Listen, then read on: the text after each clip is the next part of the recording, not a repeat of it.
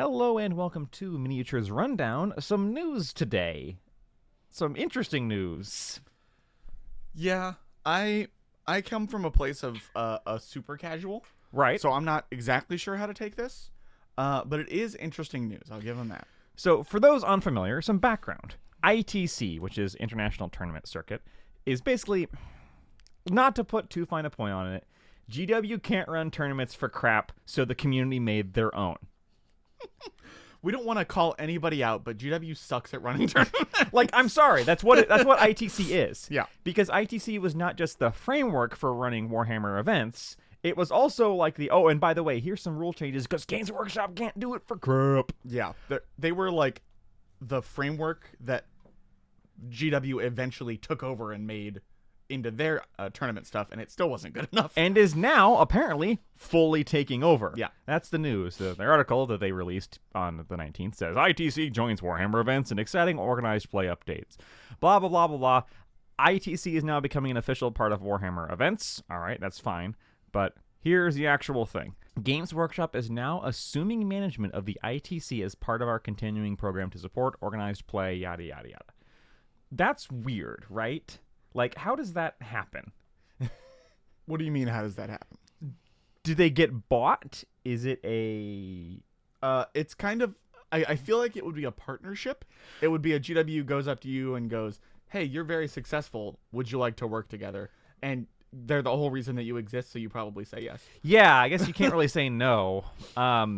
No, because you suck. ITC is also run by FLG, which is Frontline Gaming. Mm-hmm. They're the ones who basically run LVO, the Las Vegas Open, which is happening right now as we speak. Yep. And that's what's weird to me is that it doesn't say that they're taking over FLG. Mm-hmm. They're just taking over the ITC stuff. Right. FLG is going to continue to run, I guess. Except one of the other changes, and this is one that I do know a little more about, is that global rankings are changing from FLG, Frontline Gaming, onto Best Coast Pairings.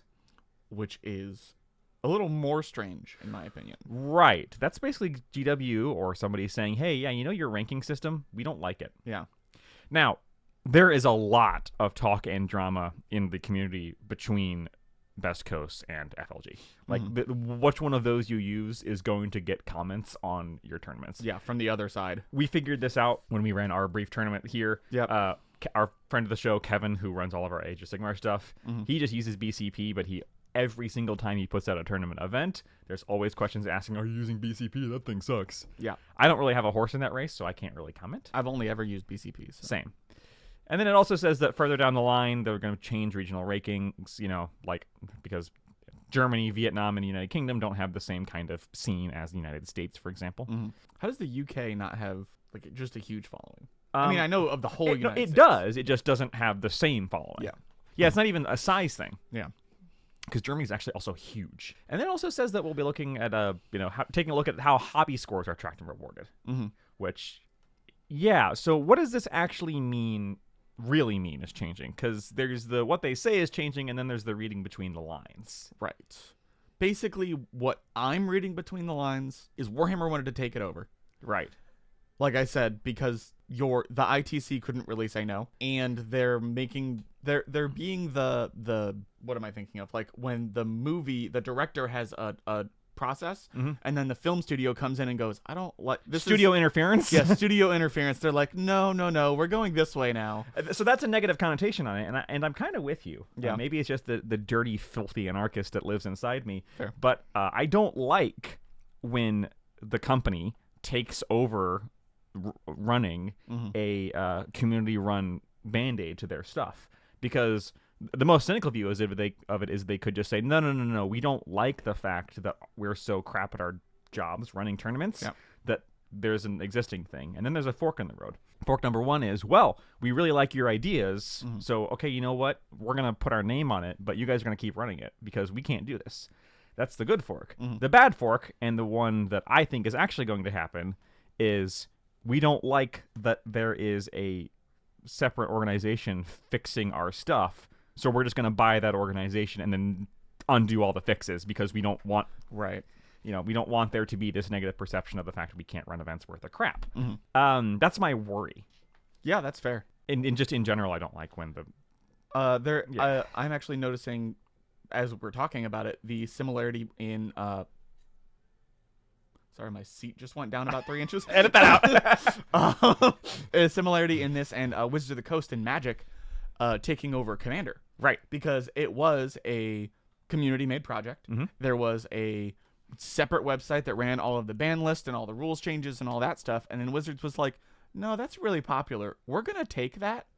And now it has become just so much of the game that I feel like it's ruining some part of, first of all, the game, and second of all, the format from what it was. Yep. So I can see that being a very similar situation. Using perhaps Magic as an example, let's look at the upsides. Mm-hmm. The upside is that by putting the company name on it, you do get way more eyes and popularity. It's true. Commander is a far more popular format now than it ever was in the days when it was just community run. That's true. The downside is that then you do get the corporate interference. Commander also has its problems. Yeah. This is how we want this to be run. Right. And because we make the stuff, that's what it's going to be. It's not even how we want this to be run. It's how we want to make money off of this. Yeah, definitely. Like now they're churning out Commander decks, and that influences what cards get put into Commander and what gets banned and all this stuff. Blah, blah, blah, blah. They put a finger in their pie, and they're just kind of like swiveling it around, like. I'm just gonna say they just kind of like punch the pie. They just put their fist in there, and there's just like a noise. Yeah, this being like the high end tournament scene rather than like a casual format for Magic. I could see this being interesting and not necessarily in a good way. Right. Like if GW, ITC has done stuff in the past where it's like, we don't allow books that aren't officially released yet. Right. That's very common. ITC doesn't say, okay, like, you got your Dark Angels Army Set book. That's fine. Dark Angels, that book is not legal. Yeah. Until the actual book comes out. Until everybody can get it. And all the Dark Angels players are like, thank God. Stay tuned More for on next that later. week. Yeah. But if GW just says, no, it's legal. Yeah. Well, you can't get that book? Oh, I'm sorry, I can't hear you. Because GW just kind of does that, where they just kind of put their fingers in their ear and pretend that problems don't exist. Scalpers. Yeah, scalpers in regards to things like availability of product and community stuff. So this doesn't affect something like Adepticon, which does contribute to ICT scores. ITC. But ITC scores, but doesn't actually use their rulings. Adepticon has always kind of done its own thing. Yeah. Was ITC the one that when 10th edition came out, they're just like, oh, Eldar is too broken, so we're going to change this, and was that something else? That was something else. Okay. But they do something like, for example, this is a rule we use in our shop. The first floor of all ruins in 40K is blocking line of sight, even if visually it does not appear to. Right. Because that's something GW didn't address and didn't really bother to address. Right. And it was a major problem at the launch of 10th, because it's just like, oh yeah, you can just be shot permanently all the time. From deployment to deployment all the time, forever and ever. Right. And then small things like that, whereas if they go to, LVO, so that, example, that's a rule LVO. If they say, oh, no, you can't do that, you could seriously, lower the importance of those tournaments.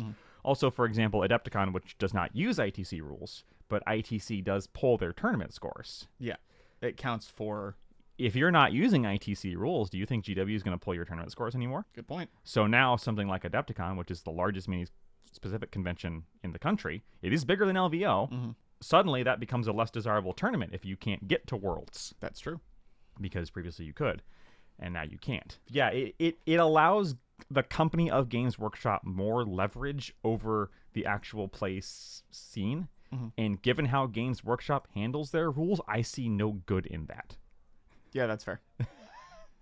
The only positive is more coordination and more standardization of rules across events. Right. Like the idea being that you could go to any event and go, I know what the rules are, because they're all the same now. Right. That's not necessarily a good thing, though, especially if Games Workshop's running it. Yeah, we'll have to see what this means in the long term. Does it say when? No, this is officially the only happening? thing it said, I mean, it's happened. Yeah. It says that Warhammer staff will be handing out the awards this weekend at LVO.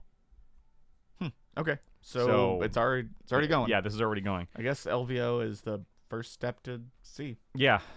how it's around. Well, they also said that nothing's going to change there, because that was already done and set. These things are written down months ahead of time for players to prepare. I heard when you get handed your award at LVO, they poke you with a stick. They're just like, now get out of here. I'm a Games Workshop employee, and I hate everybody. For legal reasons, it's a satire. The other thing is something like Adepticon, because it doesn't care about ITC, allows non-GW models for all their GW games. Right. You can be sure that's not going to be a thing. Yep. Because Games GW. Workshop is going to go like, well, you got to buy our stuff. Yeah.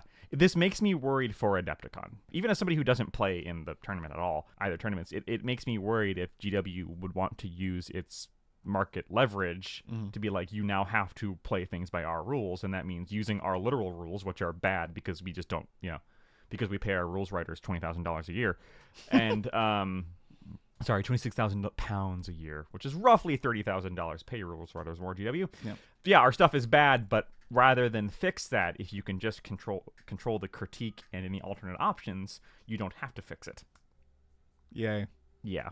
So sorry to end on a downer, but I don't know. I don't see this being a good thing for. I couldn't have seen this episode running on a positive note.